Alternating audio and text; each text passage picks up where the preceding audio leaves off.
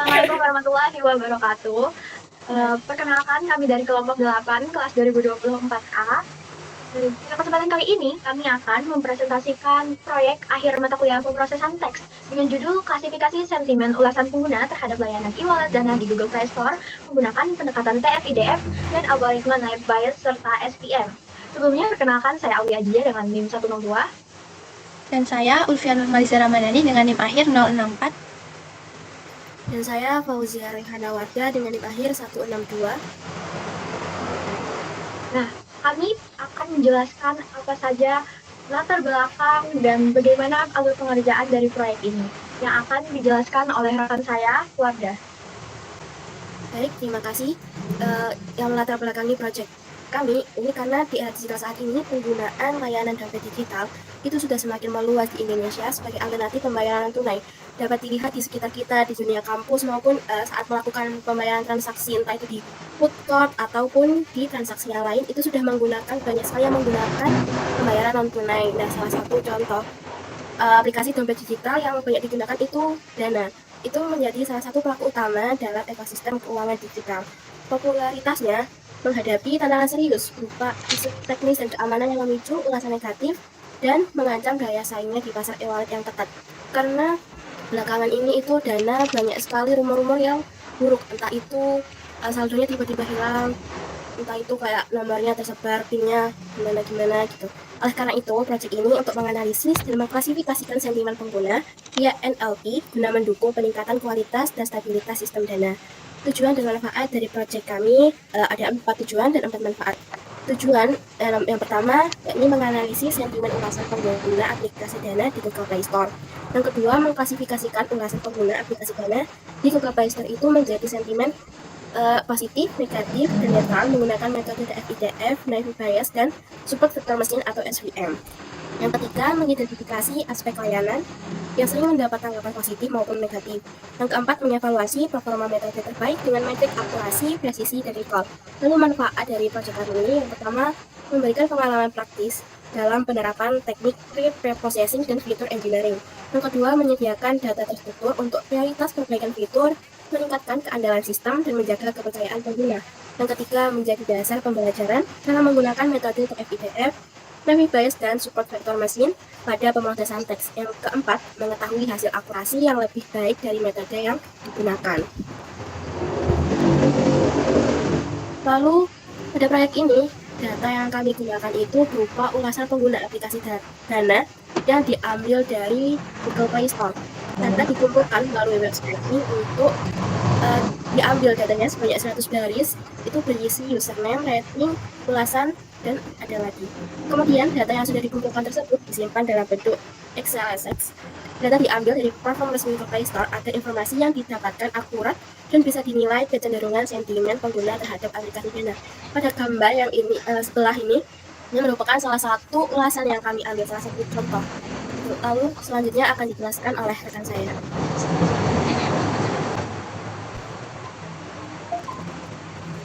Nah, setelah kami berhasil mengumpulkan data ulasan dari Google Play Store, selanjutnya adalah tahap reconstruction, yaitu proses pembersihan dan standarisasi teks agar siap digunakan untuk analisis lanjutan.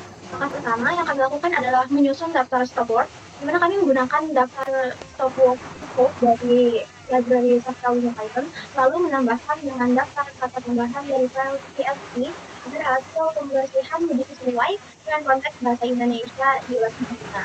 Nah, setelah itu, kami melakukan proses normalisasi, yaitu mengganti kata yang tidak baku atau singkatan menjadi bakunya. Misalnya, kata dengan tulisan G, K, atau biasanya enggak, itu akan menjadi kata baku tidak. Lalu, langkah ini itu sangat penting untuk mengurangi variasi bentuk kata yang memiliki makna sama.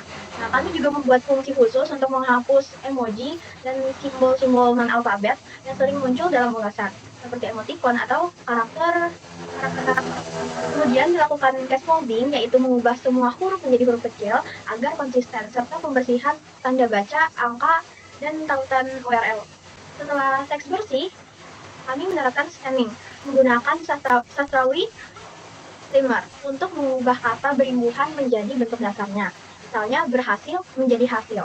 Dan dilanjutkan dengan stop word removal untuk menghapus kata-kata umum yang tidak memberikan makna penting sesuai dengan list stop word yang sudah kita buat sebelumnya, seperti dan, yang, atau di. Nah, hasil dari tahap ini adalah teks yang jauh lebih bersih dan siap diolah pada tahap berikutnya. Selanjutnya kami akan ke tahap feature engineering, di mana teks diubah menjadi representasi numerik menggunakan metode TF-IDF. Kami menggunakan TF-IDF Vectorize dari modul Speller.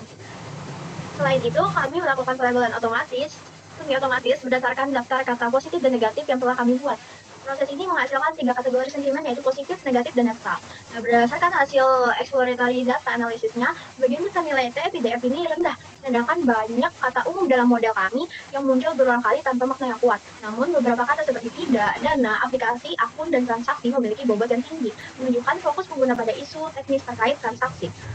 Analisis distribusi label juga menunjukkan bahwa sentimen negatif mendominasi ulasan sebanyak sekitar 50%, yang memperkuat temuan bahwa banyak pengguna merasa kurang puas dengan forma aplikasi ini. Jadi, hasil dari tahap preprocessing dan feature engineer ini menunjukkan bahwa data kami sudah bersih, struktur, dan bermakna, siap untuk digunakan dalam proses modeling selanjutnya.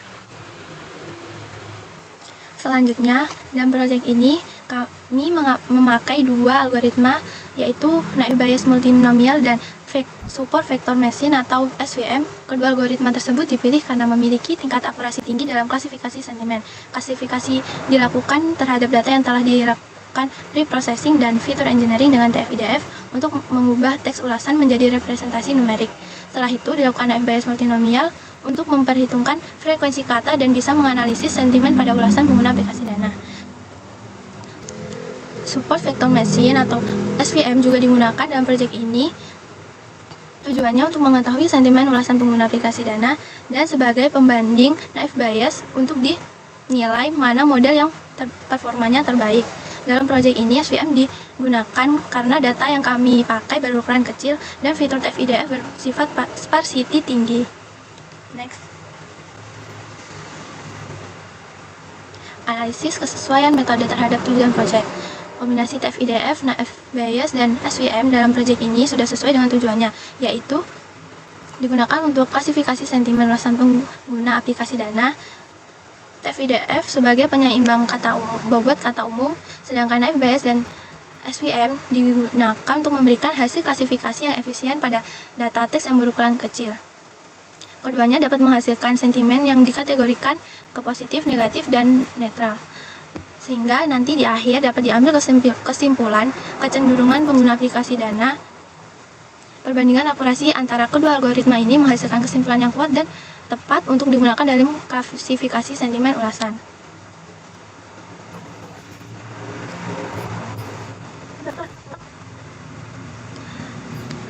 Lalu pengerjaan proyek ini, pertama tentunya kami akan mengumpulkan data ulasan penggunaan aplikasi Dana yang bersumber dari Google Play Store dengan melakukan scraping.